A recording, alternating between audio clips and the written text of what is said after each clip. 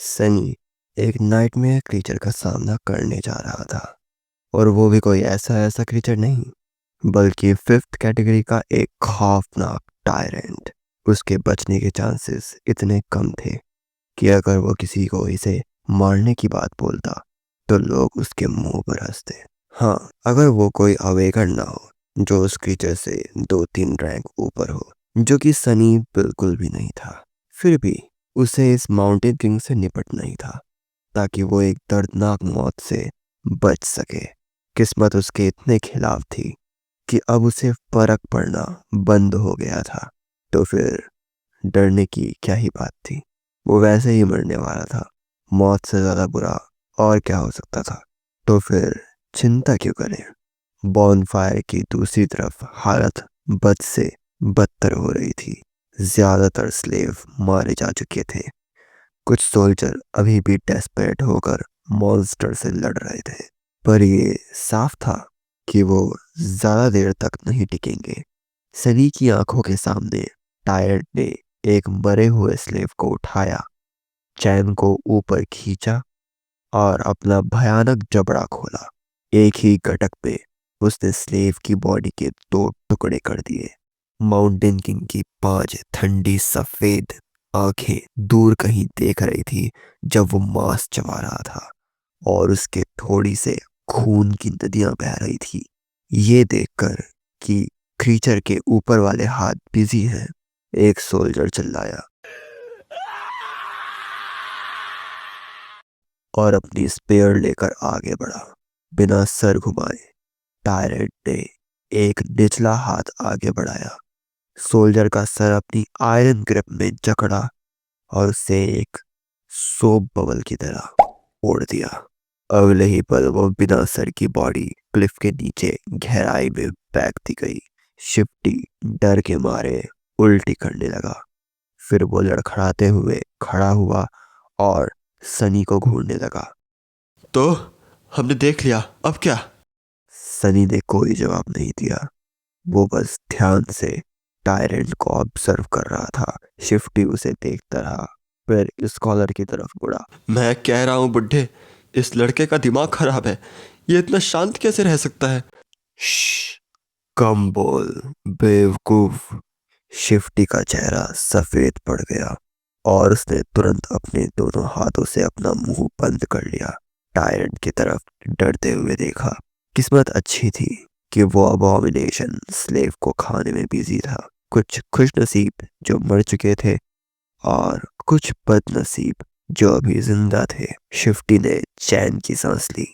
सनी सोच में डूबा था, अपने सर्वाइवल के चांसेस नाप रहा था। इस चीज से पीछा कैसे छुड़ाऊं?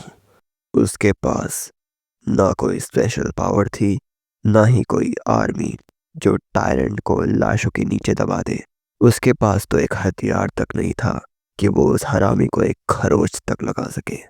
सनी ने अपनी नजर घुमाई और अंधेरी रात की तरफ देखा।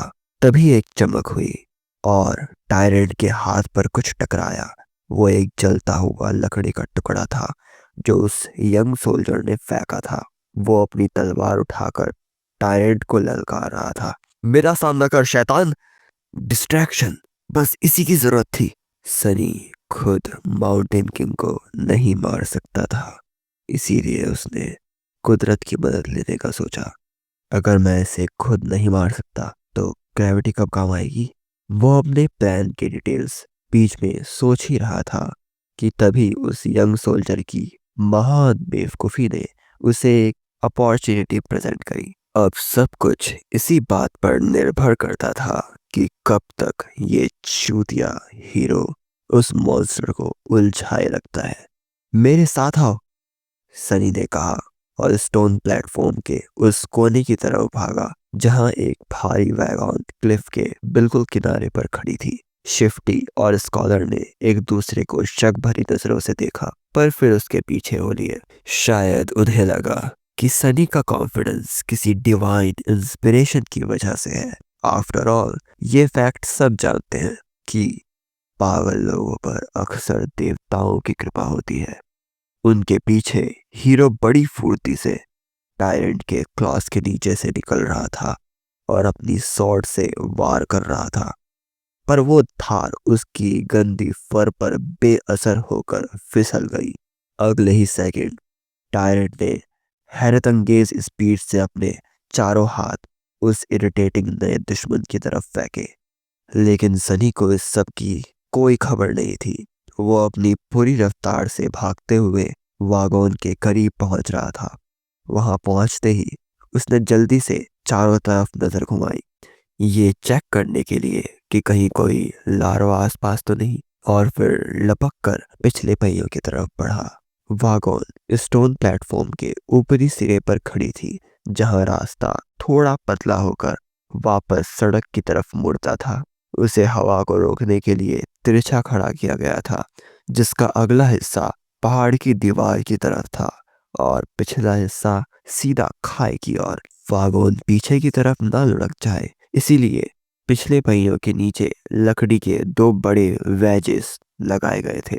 सनी अपनी साथियों की तरफ मुड़ा और इन वेजेस की तरफ इशारा किया। जब मैं बोलूं तो दोनों को निकाल देना, फिर पुश करना, समझे? क्या? क्यों? शिफ्टी ने उसे एकदम हैरानी से देखा। स्कॉलर ने पहले उन वेजेस की तरफ नजर डाली और फिर उस खौफनाक टायरेंट की ओर। हैरानी की बात यह थी कि हीरो अभी तक जिंदा था। वो उस मॉन्स्टर के हाथ पैरों के बीच से बड़ी सफाई से निकल रहा था और हर बार मौत को छू कर वापस आ रहा था। बीच बीच में उसकी तलवार हवा में चमकती, पर सब बेकार था। माउंटेन किंग की खाल इतनी सख्त थी कि उस पर आम हथियारों का कोई असर नहीं हो रहा था। उस यंग वॉरियर के चेहरे पर अब हल्की सी घबराहट दिखने लगी थी। सनी की नजर में बाकी सारे सोल्जर्स मारे जा चुके थे, इसीलिए उसे हर हाल में इस एक सोल्जर का जिंदा रहना जरूरी था। अभी मत मरना, उसने सोचा। शिफ्टी से उसने बस इतना कहा, देखते जाओ। अगले ही पल सनी फिर से भागने लगा। वो वागोन से जुड़ी उस भारी भरकम चैन के सिरे को ढूंढ रहा था। चारों तरफ बिखरी लाशों और खून के बीच उस टूटी हुई चैन को ढूंढना मुश्किल था, पर किस्मत ने उसका साथ दिया। थोड़ी ही देर में उसे चैन का वो आखिरी सिरा मिल गया। पास ही एक स्लेव की लाश पड़ी थी, जिसके हाथ बेड़ियों में जकड़े थे। सनी घुटनों के बल बैठा और जल्दी जल्दी चाबी से उन्हें खोलने की कोशिश करने लगा। तभी एक दबी हुई चीख सुनाई दी। सनी ने तिरछी नजर से देखा कि टायरेंट के एक जोरदार वार ने हीरो को हवा में उछाल दिया था। और कमाल की बात तो ये थी कि वो सोल्जर अपने पैरों पर लैंड हुआ और पैरों पर घसीटते हुए खुद को संभाल लिया। उसने तुरंत पलटकर अपनी तलवार उठाई और एक बार फिर रोल करते हुए टायरेंट के भारी भरकम पैरों के नीचे आने से बच गया। क्या रोलिंग? कौन है जो ऐसी सिचुएशन पे गोल गोल घूमता है भाई? वक्त बर्बाद किए बिना सनी ने बेड़ियां खोल दी। उसने मरे हुए स्लेव को बाहर निकाला और उन बेड़ियों को वापस चैन के ऊपर ही लॉक कर दिया। एक लोहे की चैन वाला फंदा तैयार हो गया था। अब सब कुछ उसके इरादे, उसके निशाने और किस्मत पर टिका था। वागुन के पास इंतजार कर रहे शिफ्टी और स्कॉलर की तरफ मुड़कर वो चिल्लाया, अभी। फिर चैन का एक बड़ा हिस्सा उठाकर सनी खड़ा हुआ और टायरेंट का सामना किया। हीरो ने उसे हल्की सी नजर से देखा। उसका ध्यान पहले चैन पर गया और फिर सीधा वागोन पर। बिना कोई इमोशन दिखाए उस यंग सोल्जर ने अपनी लड़ाई और तेज कर दी, ताकि टायरेंट का ध्यान सनी से हटा रहे। तो ये लड़का समझदार भी है, क्या उल्लू बनाया है। सनी ने सारे फालतू ख्याल दिमाग से निकाले और पूरा ध्यान चैन के वजन और टायरेंट की दूरी पर लगाया। वक्त जैसे थम सा गया था। प्लीज निशाना मत चूकना। पूरी ताकत झोंककर सनी ने चैन को हवा में ऐसे फेंका जैसे मछली पकड़ने वाला अपना जाल फेंकता है। वो फंदा हवा में खुलता हुआ सीधा उस जगह पहुंचा जहां हीरो और टायरेंट की लड़ाई हो रही थी। सनी का प्लान था कि फंदा जमीन पर गिरे और जैसे ही टायरेंट अपना पैर उसमें रखे वो उसे खींचकर टाइट कर दे। लेकिन उसका प्लान स्पेक्टेकुलरली फेल हो गया। आखिरी पल में माउंटेन किंग पीछे हटा और वो चैन जमीन पर गिरने के बजाय सीधा उसके गले में फंस गई। अगले ही सेकंड वो एक लोहे के फंदे की तरह टाइट हो गया। सनी एक पल के लिए सुन्न रह गया। उसे अपनी आंखों पर यकीन नहीं हो रहा था। फिर उसने अपनी मुट्ठियां बींच ली, खुद को खुशी में चिल्लाने से रोकते हुए। यस, वो अंदर ही अंदर चिल्लाया। बस कुछ ही देर में वागन क्लिफ से नीचे गिरने वाली थी, जो टायरेंट को भी अपने साथ खींच लेती। सनी ने तसल्ली करने के लिए पीछे देखा और उसका चेहरा डर के मारे और भी सफेद पड़ गया। शिफ्टी और स्कॉलर ने वेजिस तो निकाल दिए थे और वो जान लगाकर वागोन को धक्का दे रहे थे, मगर वागोन बहुत ही धीरे धीरे आगे बढ़ रही थी, सनी की सोच से कहीं ज्यादा धीरे। सनी घबरा गया। टायरेंट को अपने गले पर अचानक वजन महसूस हुआ और वो अपना हाथ ऊपर उठाकर चैन तोड़ने की कोशिश करने लगा। सनी की आंखें फटी रह गई। अगले ही पल हीरो ने टायरेंट की एक टांग पर पूरी ताकत से टक्कर मारी, जिससे उसका बैलेंस बिगड़ गया और उन्हें थोड़ा और वक्त मिल गया। सनी गालियां बकते हुए वागोन की तरफ भागा। वहां पहुंचकर उसने अपनी थकी हुई और छोटी बॉडी की पूरी ताकत उस गीली लकड़ी के वागोन पर लगा दी। चल, रोल हो यार। वागोन की रफ्तार थोड़ी बढ़ी, पर क्लिफ का किनारा अभी भी दूर था। वहीं दूसरी तरफ टायरेंट ने चैन पर अपनी पकड़ मजबूत कर ली थी, ताकि खुद को आजाद कर सके। अब उनका जिंदा रहना सिर्फ एक इस सवाल पर टिका था, पहले क्या होगा, वागोन क्लिफ से गिरेगी या टायरेंट आजाद होगा।